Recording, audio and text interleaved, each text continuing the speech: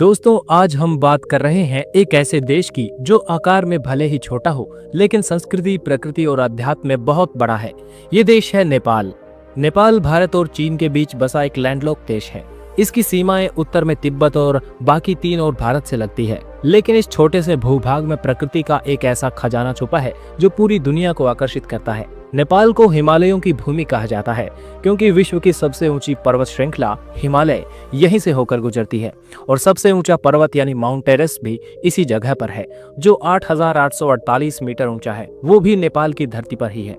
यहाँ कुल 8 पर्वत ऐसे हैं जो दुनिया के 10 सबसे ऊंचे पहाड़ों में गिने जाते हैं। शेरपा, याक, हिमनद, ग्लेशियर, हर मोड़ पर पहाड़ों की कहानियां बसी हुई हैं। नेपाल की राजधानी है काठमांडू, जो देश की सबसे बड़ी आबादी वाला शहर है। यहाँ के पुराने मंदिर, स्तूप और दरबार स्क्वायर जैसे ऐतिहासिक स्थल नेपाल की सांस्कृतिक विरासत की झलक देते हैं। अब बात करें नेपाल की जनसंख्या की, तो करीब 3 करोड़ लोग इस देश में रहते हैं।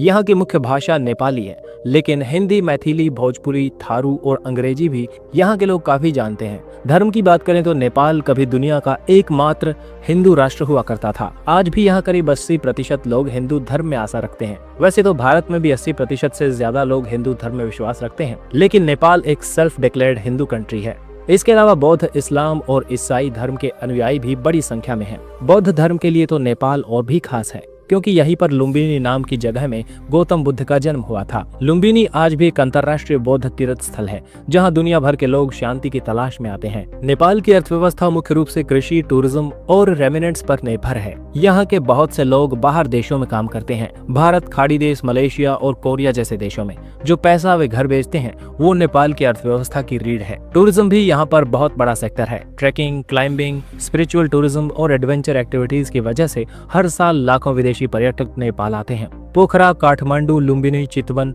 हर जगह की अपनी एक अनोखी पहचान है। नेपाल की संस्कृति बेहद ही विविधतापूर्ण है। यहाँ 100 से भी ज्यादा जातीय समूह हैं, जैसे गुरुंग, मगर, थारू, नेवार, राय और शेरपा। हर समुदाय की अपनी बोली, पहनावा, त्योहार और परंपराएं हैं जो मिलकर नेपाल को रंग बिरंगी संस्कृति का देश बनाते हैं।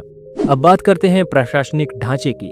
नेपाल एक संघीय लोकतांत्रिक गणराज्य है। 2015 में यहाँ नया संविधान लागू हुआ और देश को 7 प्रदेशों में बांटा गया। नेपाल का राष्ट्रीय ध्वज दुनिया का एकमात्र त्रिकोणीय झंडा है जो इसकी अनोखी पहचान को दर्शाता है। अब थोड़ी बात करें नेपाल और भारत के रिश्तों की। नेपाल और भारत के बीच सदियों पुराना सांस्कृतिक और धार्मिक संबंध है। सीमा यहाँ पर खुली हुई है। बिना वीजा के लोग एक दूसरे के देशों में आ जा सकते हैं। भारत की तरह नेपाल में भी राम, शिव, दुर्गा और कृष्ण की पूजा होती है। यहाँ जनकपुर में माता सीता का जन्म स्थान भी माना जाता है।